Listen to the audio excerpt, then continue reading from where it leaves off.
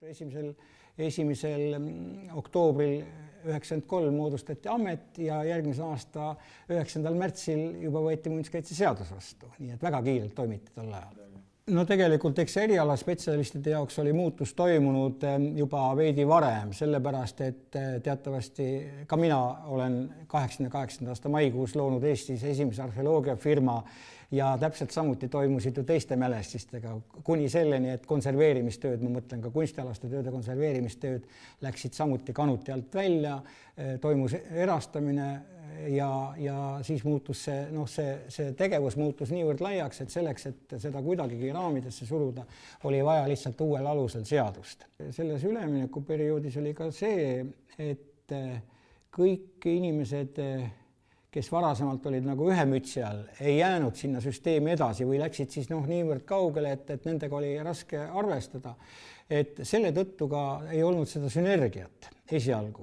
Ma mõtlen ekspertide ja tippspetsialistide poolt. Ja muidugi, mis oli täiesti uus faktor, oli see, et tegelikult endise omandivormi asemel, mis oli põhiliselt nagu oli küll see, ütleme, ühiskondlik omand oli ka mitmesugused seltsid ja kõik, aga need mälestisi puudutasid vähe, aga oli riiklik omand ja oli siis see munitsipaalomand või tollaegne täitekomiteede süsteemis olev, et see nüüd ka selles mõttes muutus, et sinna kõrvale tekkis eraomand ja tol ajal arvati, et see, kui eraomandisse läheb, et see on siis see päästerõngas meil selle süsteemi juures, et mis meid tagant sundis, oli see, et me tahtsime teha võimalikult paljude nii-öelda linnadega ja ka maakondadega siiski teatud lepingud.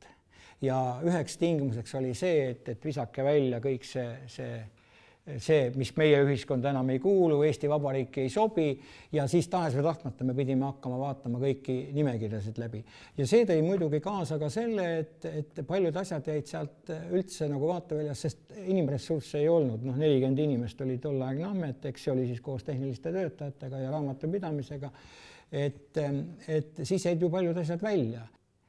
Et eks ma ikka kõige rohkem valutasin südant nagu Tallinna pärast, sellepärast, et Tallinn esiteks oli nii suur, ta oli väga konfliktne, siin olid erinevad ärihuvid, neid esindasid erinevad inimesed, erinevad institutsioonid ja tahes või tahtmata väga sageli tuli ka sõna otseses mõttes, nagu öeldakse, bürokraatlikku jõudu rakendada, eks. Igas riigis peab olema mingisugune, nagu ütleme, on pealinn ja muinsuskaitse mõistes on pealinnaks see, kus on kõige rohkem mälestisi. Ja kuna Tallinna vanalinn vaatamata sellele, et ta varasemates sõdades mitte, aga vähemalt 44. aasta pommitamises sai ikka väga suurelt viga, siis ka selles Eesti NSV-s linnavõimud vähemalt nii palju said aru, et nad peavad neid hambauke, mis olid sõja tulemusena tekkinud, neid nad peavad hakkama parandama ja sealt tekkis siis see vajadus ka teatud süsteemi järgi. Ja tegelikult ikkagi kuskil 94-95 muutus olukord juba niivõrd konfliktseks, et me ei saanud ju seda halduslepingut sõlmida, eks teatud muid asju ei saanud, nii et vahepeal lausa ka Tallinnaga tegeles ju muinsuskaitseamet. Aga põhjus oligi see samane, et nad olid väga hästi nagu varasemas selles süsteemis ennast tundnud ja kui Tallinna volikogu kultuurikomisjon, mille liige ma 3 aastat seal olin just nendel aastatel, seda küsimust arutas, siis oli ainuke võimalus teha, nagu öeldakse, vangerdus. Vangerdus oli see, et Tallinn tuleb viia maailmapärandi nimistusse. Isegi konfliktsituatsioonides oli lahendused, mõnes mõttes olid sümpaatsed, kuigi minule kui ameti peadirektorile olid nad vahel võib-olla rohkem närvirakke kulutavad, et kui ka mõni prominent tuli nagu ministri juurde kaebama, siis hommikul 8:30, enne kui ministeerium alustas tööd, kutsuti meid sinna, tutvustati, minister ütles, et siin on inimene, kes saab Eesti Vabariigis sellest palka, et ta neid situatsioone lahendab, alustage ja läks ise uksest välja. Aga üldiselt ikka tollased omavalitsused olid just, ma mõtlen bürokraatia poole pealt, volikogud mitte alati.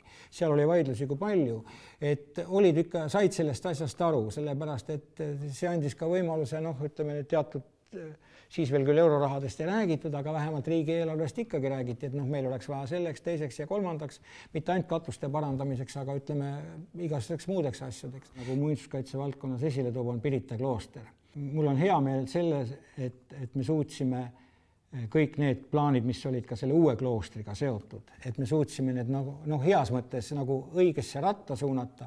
On olemas vana klooster ja on uus klooster, nende sümbioos on suurepärane ja sinna ei ole tekkinud selliseid asju, mida nagu sinna taheti. Tähendab, selle me suutsime päästa, et see on kõige ehedam ja siiamaani kõikides imestust äratav, et ta on ainult konserveeritud, sinna ei ole lisatud mitte midagi.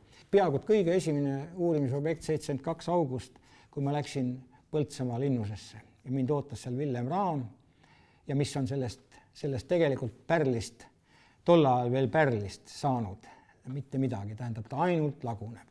Aga rahulolu võiks tekkida siis, kui lõpuni ideaalset olukorda niikuinii ei ole, aga kõik õnn ja õnnetused käivad ju läbi inimeste. Kui ei ole inimest, siis ei ole mõtet õnnest rääkida ja ei ole ka mõtet õnnetusest rääkida. Et ma oleksin õnnelik siis, kui see oluline muutus toimuks meie mõttemaailmas